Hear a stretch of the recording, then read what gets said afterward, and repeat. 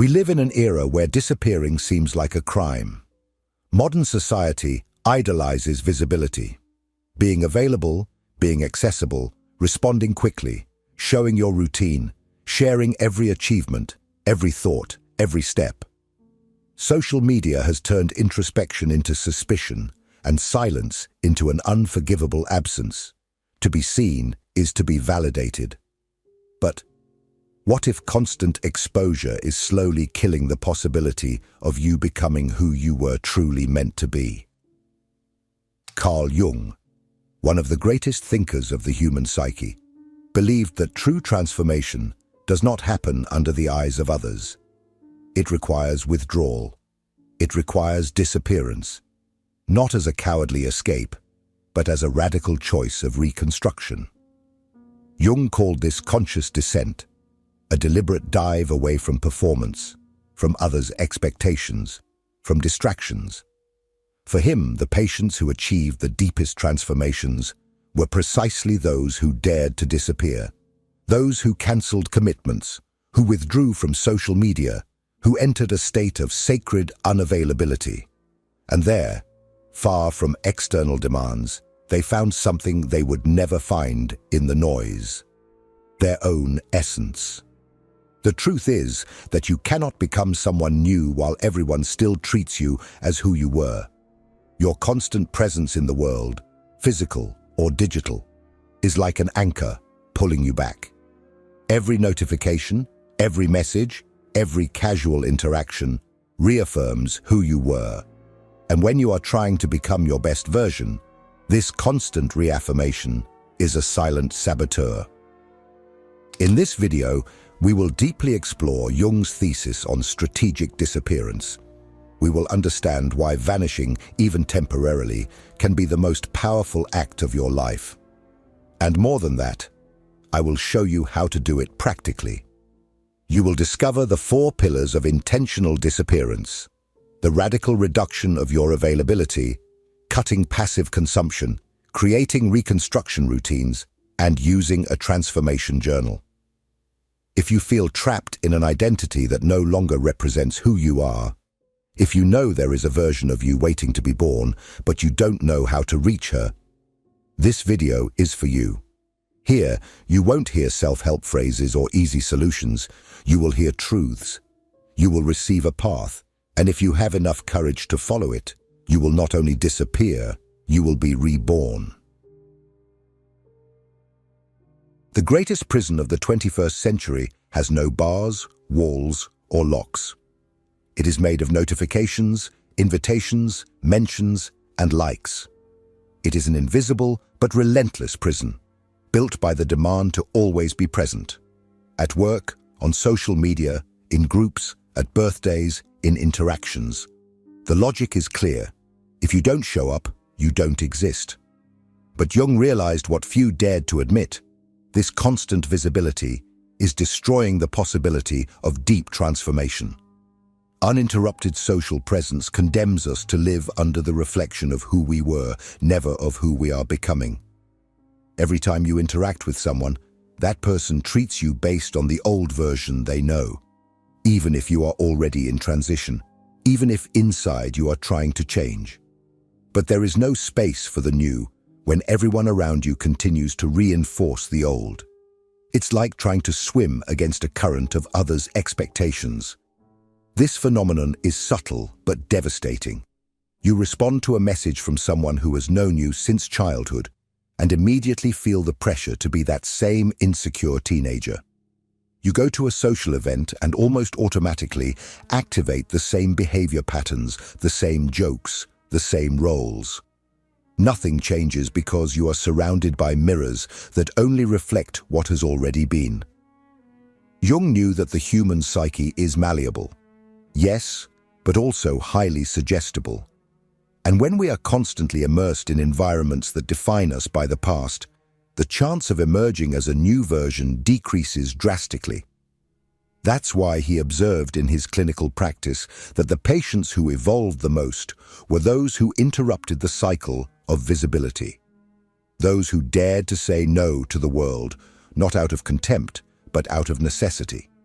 They withdrew. They disappeared. And in that disappearance, they created enough psychological space to rebuild themselves. You might even think you are evolving, reading books, listening to podcasts, watching videos like this one. But if every day you are forced to perform the same identity for others, your internal progress will always be compromised. It's like planting a seed and digging the soil every hour to see if it has grown. Disappearing, even for a time, is an act of liberation.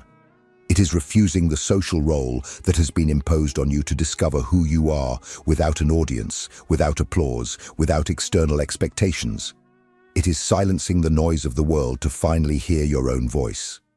But this disappearance needs to be done strategically, with intention, method, and discipline. It is not enough just to hide, it is necessary to rebuild. And that is exactly what we will explore in the next part. The conscious descent, and how deliberate isolation can become the fertile ground where your best version finally begins to bloom. If this content is making sense to you, click the subscribe button and subscribe to the channel. Thank you for your support.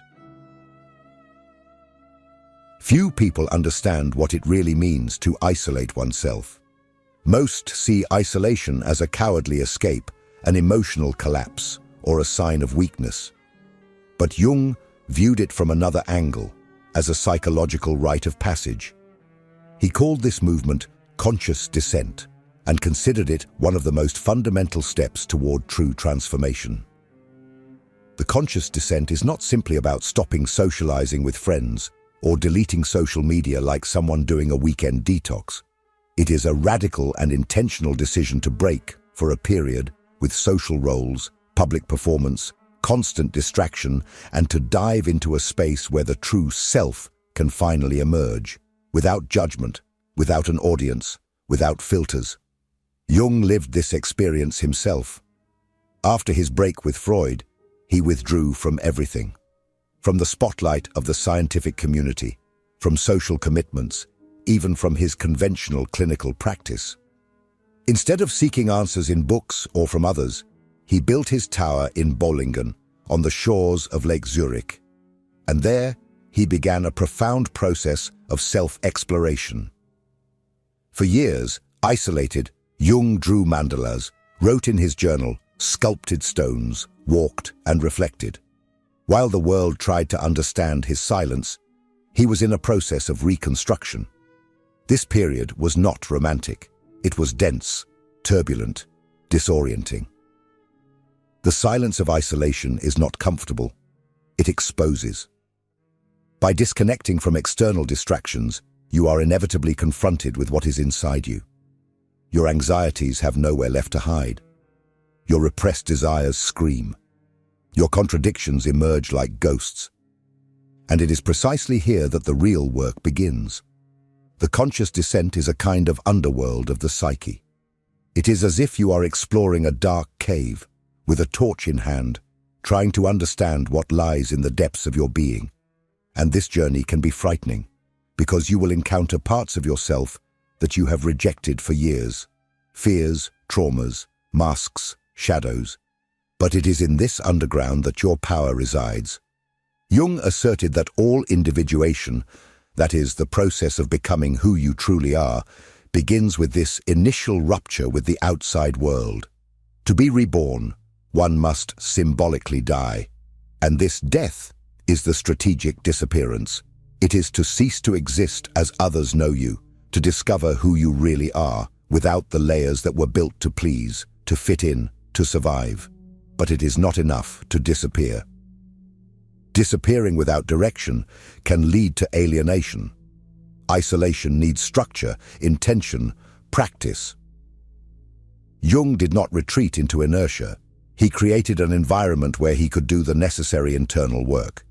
He built a space of action, not passivity. And this is what you need to understand. Effective disappearance is not the end of movement. It is the beginning of a new construction. In the next part, we will dive into just that. How to transform this isolation into a solid foundation for your new identity. We will explore the 4 pillars of strategic disappearance. practical and structured actions to rebuild yourself while the world thinks you have simply vanished. Because vanishing is just the surface. Behind that, you will be forging in silence the strongest, clearest, and most unbeatable version of yourself. Disappearing is not hiding.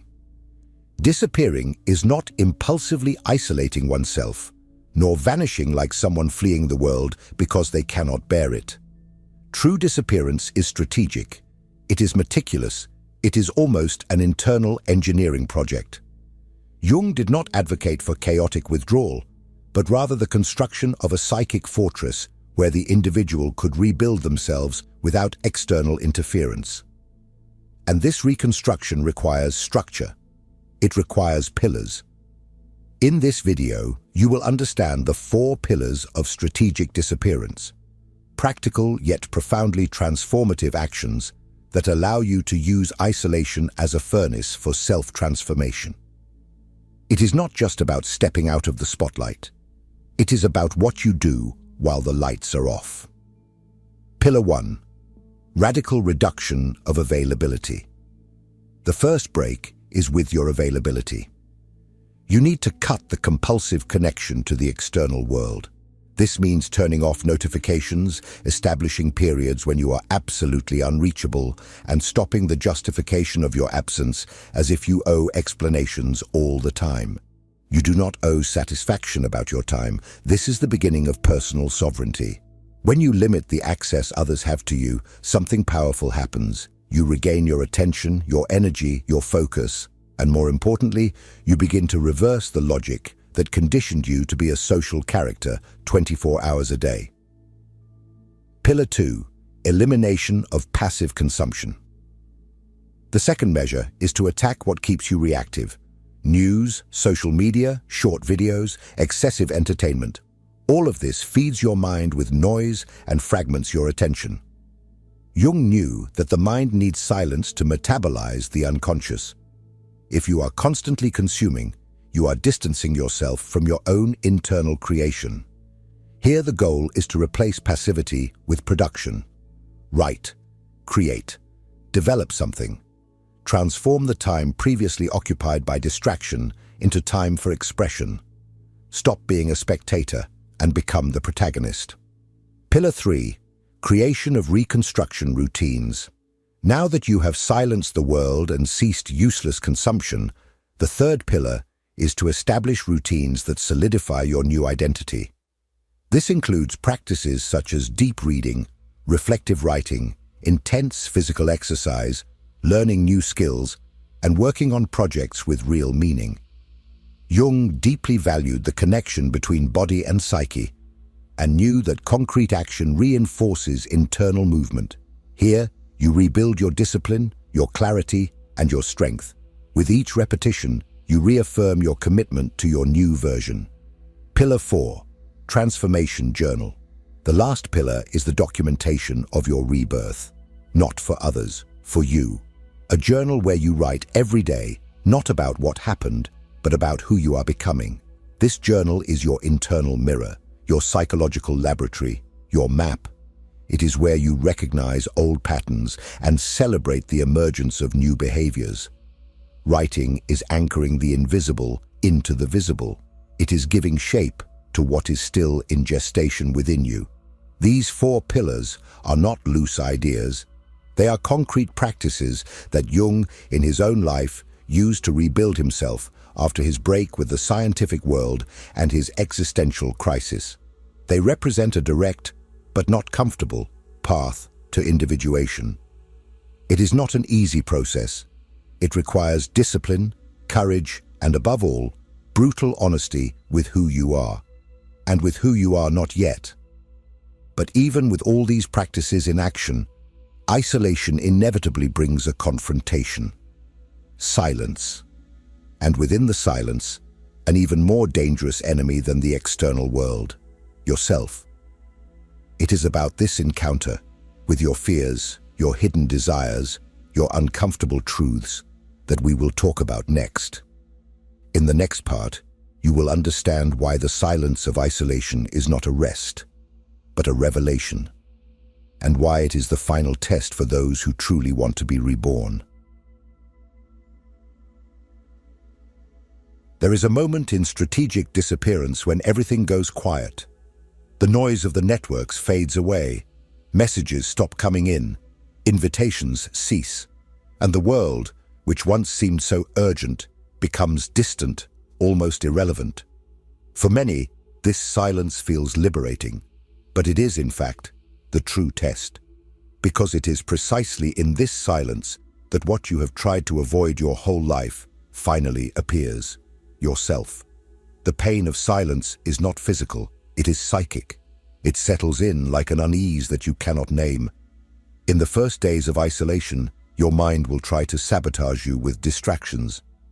Go back to Instagram for just a minute. Reply to that friend just to not seem rude.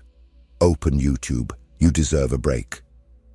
But with discipline, if you resist, this fog begins to dissipate. And that's when the true voices emerge.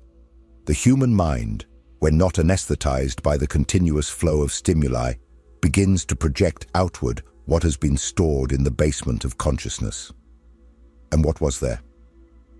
Old fears, regrets you pretended to forget, unresolved anger, abandoned dreams, parts of yourself that were silenced to fit into the molds of what others expected of you. Jung spoke about this with brutal clarity. The process of individuation begins when the ego is confronted with the unconscious, and this confrontation often occurs through psychic suffering. Not because you are broken, but because for the first time you are in contact with parts of yourself that were repressed. Silence exposes. Silence lays bare. It does not forgive. But it is in this moment, when everything feels uncomfortable, strange, chaotic, that you begin to see more clearly. You realize how much you lived reacting to the world rather than creating your life. How much your decisions were based on the need for approval, the fear of rejection, the maintenance of an image that never represented your essence. In the silence, you perceive the theater. And here is the truth. This discomfort is necessary.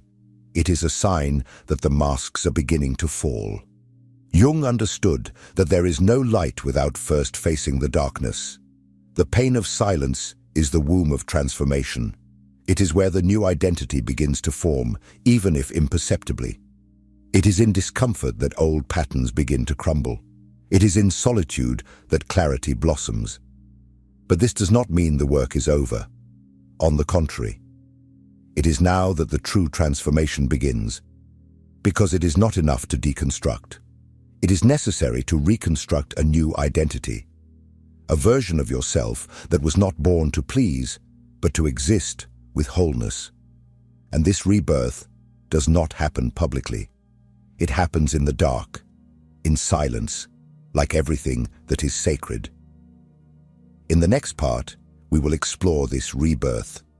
You will understand what really happens when you return to the world after disappearing, and why, when done correctly, this return is not just a reunion, but a revelation. Because the world will look at you and will no longer recognize who you are. And that will be your greatest victory. If what you're hearing resonates with you, you'll find real value in my ebooks. Beyond the Shadow breaks down Jung's core ideas, while Dialogues with the Unconscious gives you a 30-day path to apply them in your life. Both are linked in the pinned comment. After weeks or months of strategic disappearance, disciplined silence, and deep internal work, something changes, but not explosively. The real transformation happens slowly, like a plant growing underground. Invisible to the outside eyes, but relentless in its strength.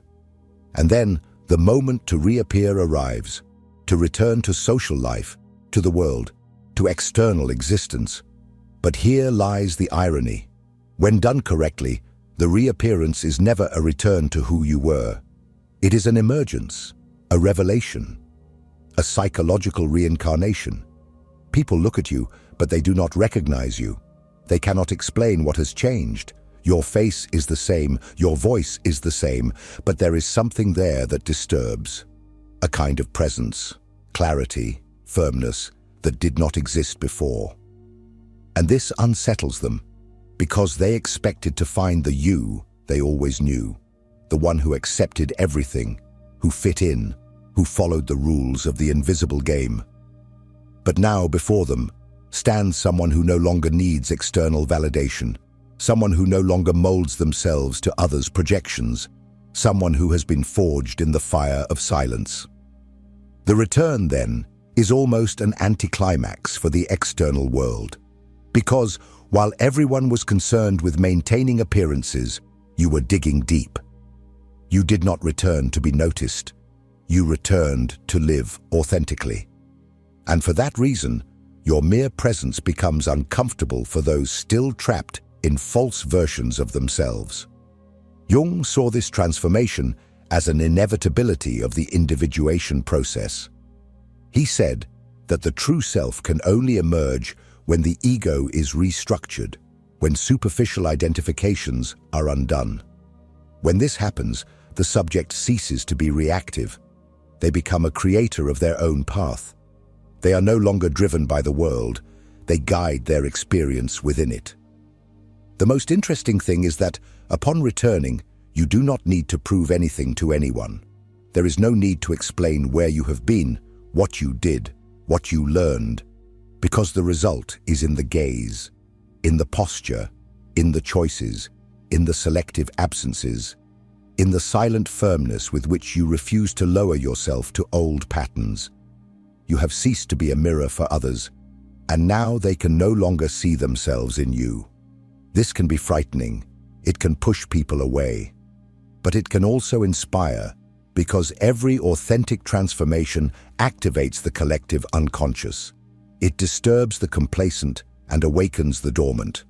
This new you is a hybrid being between the old and the reborn. A being that has integrated the shadows, that has learned to be alone, that has faced their own demons and returned with wisdom. And now, in place of the anxiety for belonging, there is peace. In place of the fear of rejection, integrity. In place of performance, presence. But perhaps one last question remains. Why do all this? Why disappear? Why endure the pain of silence? Why rebuild yourself away from the eyes of the world? The answer lies in the impact of this on your life as a whole. Because by being reborn, you not only transform internally, you radically alter your way of living, loving, working, existing. And that is exactly what we will talk about next. In the next part, you will understand why disappearing is, in fact, the beginning of real freedom, and how living this new version can become your greatest form of revolution. Disappearing from the world for a while is not a simple choice. It is an act of courage. It is the modern equivalent of entering the dark cave you fear the most. And, as Joseph Campbell said, that is where you will find the treasure you seek. Strategic disappearance is not just a pause, it is an alchemical process. You enter as a fragmented, conditioned person, lost in others' expectations, and emerge as a whole, lucid individual, aware of your own power. Carl Jung understood this deeply. He knew that no true transformation occurs under constant observation. Psychic growth is an internal, intimate phenomenon that requires withdrawal. Like a snake shedding its skin, you need to rid yourself of what no longer serves you. And this is a solitary, painful process, but absolutely necessary. What few understand is that true freedom is not doing whatever you want, whenever you want. True freedom is no longer being a hostage to what others think about who you are. It is living in alignment with what pulses within you, even if the world does not applaud, even if it criticizes, even if it turns away. Because when you become your best version, you start to live based on principles, not impulses, with direction, not distraction, with presence, not performance. And this version of you, forged in silence, shaped by discipline, sustained by internal practices, is invincible. It does not live to please. It does not need to prove anything. It does not beg for attention. It simply is. And this being is magnetic, authentic, transformative. You become a presence that inspires, not because you try, but because you exist with real depth. Strategic disappearance, therefore, is not an end. It is the beginning of a new life, a life in which you do not just survive. You build, create, lead, serve, live with purpose. The world around you will remain the same, but the way you inhabit it will be completely different, and that changes everything. If this video touched you, I want you to comment below. I am ready to disappear. This simple act is more than a comment. It is a public commitment to your internal reconstruction. And don't stop here. The next video waiting for you is essential to consolidate what we started here. Don't skip this journey. Every part matters. Your transformation is just beginning.